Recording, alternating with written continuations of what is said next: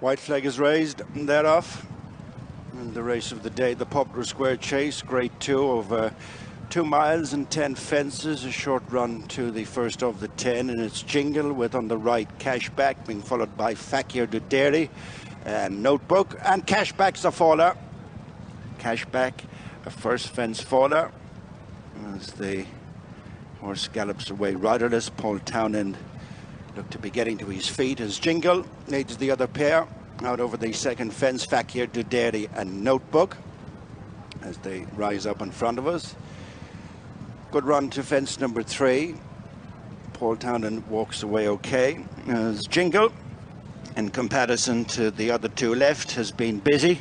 Shows the way to Fakir de Dairy and Notebook. In single file, turning away from the stands, it's Jingle the leader, Dad O'Keefe, being followed by Fakir de Dairy and Mark Walsh. Notebook in rear of the 3 under Rachel Blackmore. 1.5 miles to go, heading on to the first of 2 fences, running along by Tipper Road. It's Jingle followed by Fakir de Dairy, 6 in front of Notebook. Approaching the third fence, first of 2 away from us, Jingle from Fakir de Dairy and Notebook, as they go on towards the fourth in the Poplar Square Chase. And it's Jingle building up a sizable advantage over Fakir de Dairy and Notebook as they reach the fourth fence.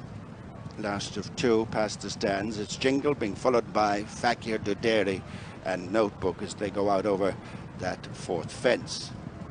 Jingle and Dad O'Keefe in the lead from Fakir de Dairy, Mark Walsh. And last of the 3 heading for the ditch, Notebook and Rachel Blackmore, the one that were minus, Cashback, who fell at the first.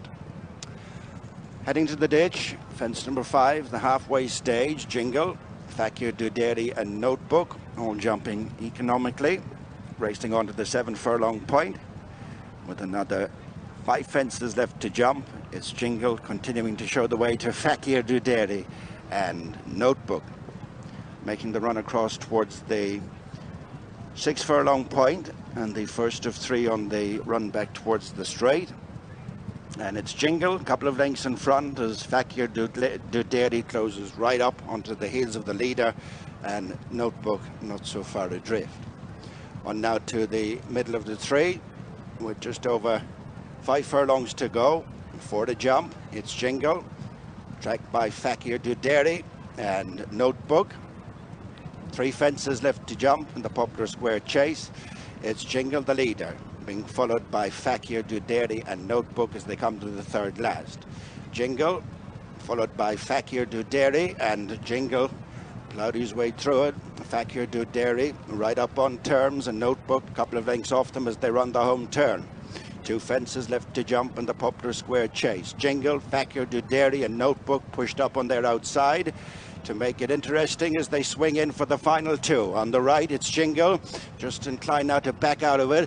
In the center is Fakir de Dairy and Notebook the near side as they come down towards the second last. Fakir de Dairy and Mark Walsh just poked their way to the front from Notebook and Rachel Blackmore, and Notebook landed with a fractional advantage over Fakir de Dairy. Jingle is in third and coming down to the final fence. In the Poplar Square Chase, it's Notebook and Rachel Blackmore opening up a clear advantage over Fakir de Dairy. The field preceded by the riderless Cashback.